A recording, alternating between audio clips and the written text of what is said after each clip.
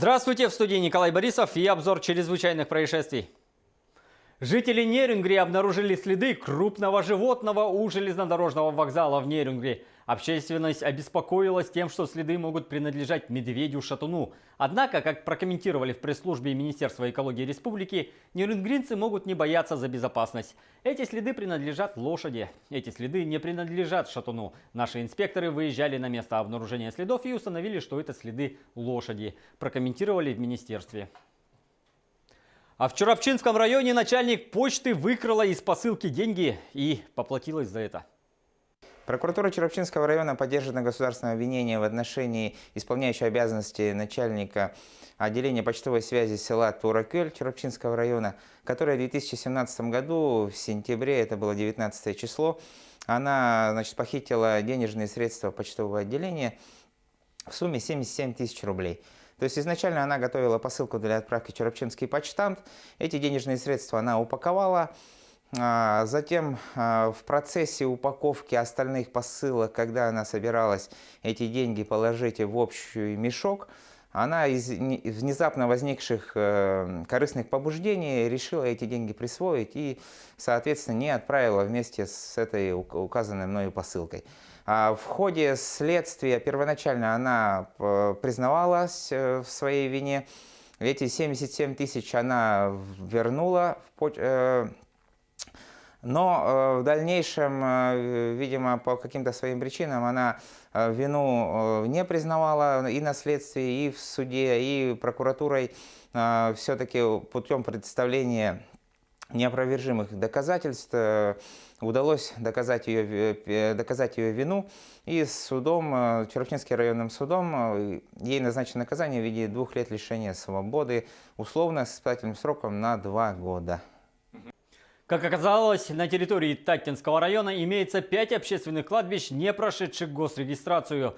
Как сообщили в прокуратуре, участки, на которых располагаются кладбища, не прошли государственный кадастровый учет и государственную регистрацию прав. А это может привести к их нецелевому использованию. Аналогичные нарушения выявлены при проверке административных муниципальных образований Дая-Амгинский наслег и в селе Кыи. В адрес глав наслегов внесены представления об устранении нарушений закона. В Верхоянском районе Якутии мужчина похитил бревна у односельчанина, чтобы оттапливать свой гараж.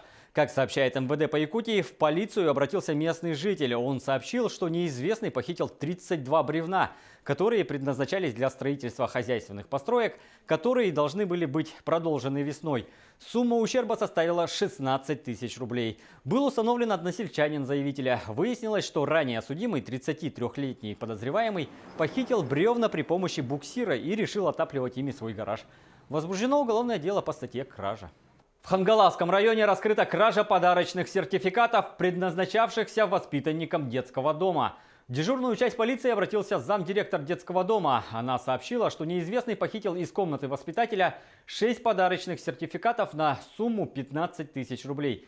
Сертификаты предназначались детям, отличившимся в учебе. Была установлена подозреваемая. Ею оказалась 17-летняя воспитанница. Она украла подарки во время уборки и хотела сбыть похищенное подругам. Для этого рассылала сообщения, но у нее ничего не вышло. Возбуждено уголовное дело по статье «Кража».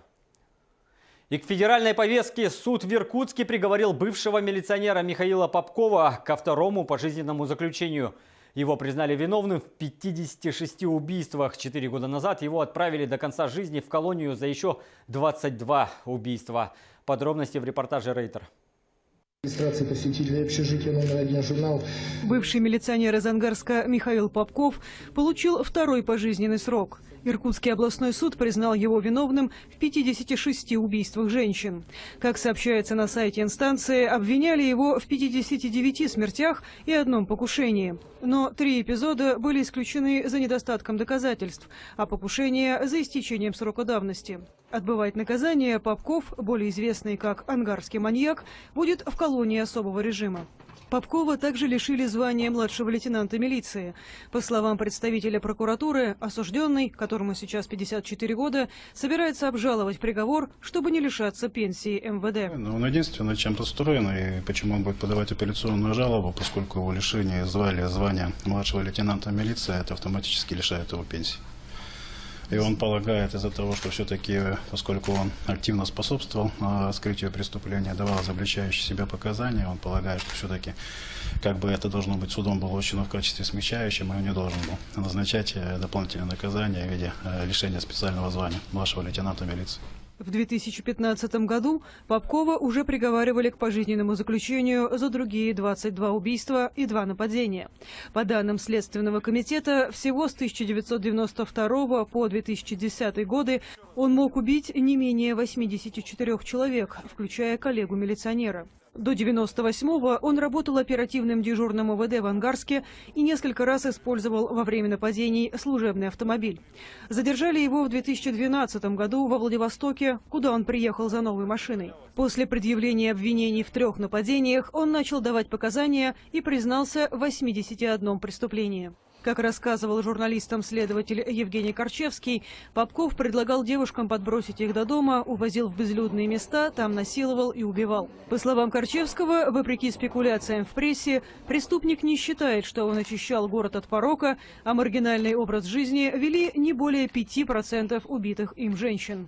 По результатам психиатрической экспертизы Михаил Попков был признан вменяемым. И к международным новостям. На западе Колумбии в аварию попал автобус с игроками баскетбольной команды. Погибли по меньшей мере 13 человек, более 20 пострадали. Рассказывает Артем Сторонов. Внимание, видео содержит шокирующие кадры. По меньшей мере 13 человек погибли и более 20 получили ранения в результате автокатастрофы в муниципалитете Калима-эль-Дарьен на западе Колумбии. Автобус, перевозивший игроков местной баскетбольной команды, по неустановленной пока причине перевернулся на извилистой дороге. На предыдущем повороте этот автобус нас обогнал, а на этом мы поняли, что он уже перевернулся и его колеса дымятся. Полиция считает, что наиболее вероятной причиной аварии могли стать отказавшие тормоза. По словам пассажиров, водитель успел предупредить их о том, что автобус стал неуправляем. За 2017 год в Колумбии в дорожных авариях погибли более 6700 человек. На этом пока все. Берегите себя.